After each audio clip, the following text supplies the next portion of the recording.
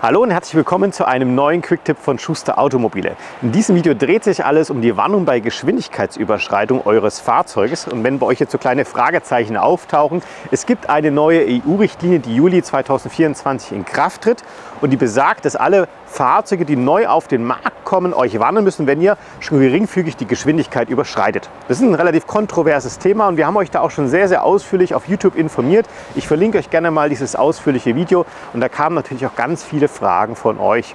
Und mit diesem Quick-Tipp möchten wir diese Fragen mal so ein bisschen aufgreifen. Da geht es hauptsächlich mal darum, wie kann man das System konfigurieren, kann man es irgendwie leiser stellen, kann man es irgendwie ausschalten. Und genau das werden wir heute mal am Beispiel von diesem Mazda 3, aktuellstes Modell, ja ausprobieren und ich zeige euch, was da alles möglich ist. Wir fahren jetzt hier mal ein Stück mit dem Fahrzeug, da kann ich das euch besser erklären. Und zwar sind wir im Moment in einer 80er-Zone.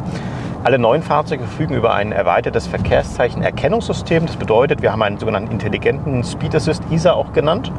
Das Fahrzeug muss euch also warnen, wenn ihr 3% zu schnell gefahren seid.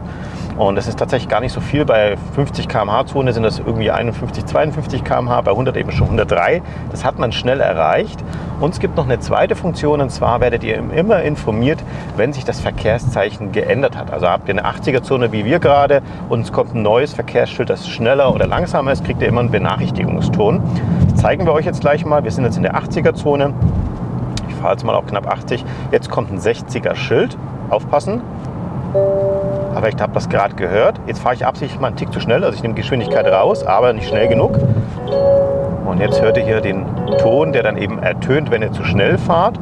Doch relativ präsent. Jetzt kommen wir hier in so eine Art Stadtzone mit 50 km/h.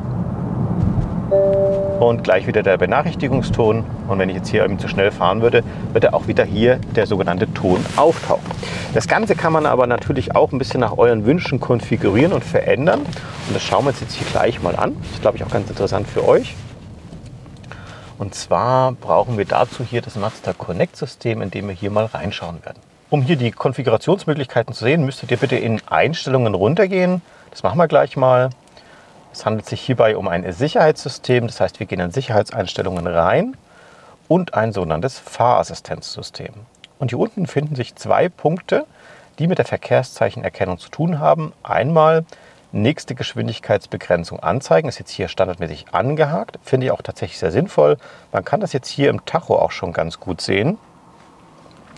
Ihr seht bei mir links oben einmal das größere Schild, 50 km/h. Das ist die Zone, in der wir uns gerade befinden. Und das etwas kleinere Schild, oben rechts 60 km/h, ist das Schild, was jetzt demnächst kommen wird. Wir sind jetzt praktisch gerade gewendet. Das heißt also, ich weiß, wenn ich mir das einstelle, dass jetzt demnächst eine 60er-Zone kommt. Ich kann meine Geschwindigkeit danach schon so ein bisschen anpassen, kann ein bisschen effizienter fahren. Finde ich also eine gute Funktion, würde ich euch empfehlen zu aktivieren. Und dann gibt es diese Warnung bei Erkennung. Das ist dieser Bimmelton, immer dann, wenn ein verändertes Verkehrsschild auftaucht. Da bin ich der Meinung, macht es durchaus Sinn, das auszuschalten, weil es ja wirklich sehr viele Verkehrsschilder auch in Deutschland gibt, die sich dauernd ändern und dauernd irgendein Ton auftaucht. Also hier würde ich euch empfehlen, vielleicht es auszuschalten. Dann habt ihr auch vielleicht gerade gemerkt, dass der Ton doch relativ laut war und relativ präsent und will euch natürlich auch warnen, dass man hier zu schnell ist. Man kann es auch ein bisschen leiser einstellen, das zeige ich euch auch mal. Und zwar gehe ich jetzt wieder hier eine Menüebene zurück. Wir waren ja im Fahrassistenzsystem drinnen. Dann gehe ich jetzt nochmal noch eine Menüebene zurück und zwar wieder in den Haupteinstellungen und hier gehen wir jetzt auf Soundeinstellungen. Das heißt, wir wollen den Klang ein bisschen verändern. So, und hier haben wir dann natürlich oben die Möglichkeit, Bass und so weiter einzustellen. Was wollen wir nicht? Wir wollen hier die Lautstärke der Benachrichtigungen und Warnungen einstellen. Der ist standardmäßig immer auf Mittel eingestellt und hier habt ihr drei Optionen. Niedrig, also leise, hoch für sehr laut und mittel. Und hier würde ich euch dann eben empfehlen, wenn euch das ein bisschen stört, stellt es ein bisschen auf niedrig ein. Und ihr werdet dann schon merken, dass das Ganze deutlich leiser ist. Das probieren wir jetzt gleich mal aus. Ich finde es schon mal deutlich angenehmer. Ich fahre jetzt mal wieder ein Stückchen. So, 60er Zone.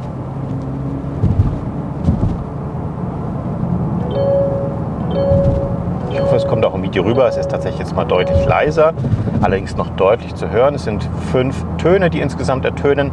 Die Töne werden unterbrochen werden, wenn ihr sowieso schon die Geschwindigkeit wieder erreicht oder schon stark abbremst. Das ist auch ganz angenehm. Und der Ton kommt natürlich nur einmal, das heißt nicht dauernd, der hört irgendwann auf. Und erst dann wieder, wenn ihr die Geschwindigkeit unterschreitet und dann wieder überschreitet, dann wird der Ton wieder von vorne anfangen. Es gibt aber noch eine zweite Möglichkeit, das ein bisschen angenehmer zu bekommen. Und zwar für die, die eben sagen, nein, das ist mir immer noch zu viel, ich möchte das noch ein bisschen dezenter haben. Es gibt mittlerweile auch ein Update für die Steuergeräte, dass dieser Ton ein bisschen angenehmer ist. Da hat man also eher das Ganze wie ein Gong gemacht. Er ertönt nicht mehr 5-mal, sondern nur noch 2-mal. Und wir werden jetzt hier bei diesem Fahrzeug mal dieses Update aufspielen, damit ich euch zeigen kann, was sich dann dadurch verändert hat.